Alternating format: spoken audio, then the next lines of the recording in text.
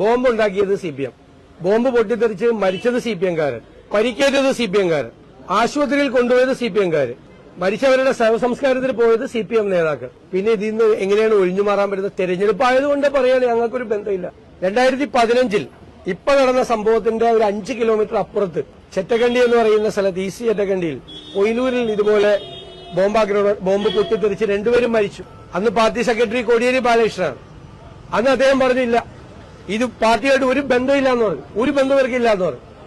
എന്നിട്ട് 3 കൊല്ലം കഴിഞ്ഞപ്പോൾ തൃശൂരിൽ CPM-ന്റെ സംസ്ഥാന സമ്മേളനം നടത്തിയപ്പോൾ 577 രക്തസാക്ഷികളുടെ പടം വെച്ചിട്ടുണ്ടായിരുന്നു. അതിൽ ഈ 2015 ബോംബുണ്ടാക്കുന്നതിന്റെ ഇടയിൽ ബോംബ് പൊട്ടിത്തെറിച്ച് മരിച്ച ഈ 2 പേരുടെ കൂടി പടം ഉണ്ടായിരുന്നു. അപ്പൊ ഇത് UDF-കാരെ കൊല്ലാൻ വേണ്ടി ഉണ്ടാക്കിയ ബോംബാണോ എന്ന് മാത്രമേ ഇനി ഈ കാര്യത്തിൽ അറിയാനുള്ളൂ.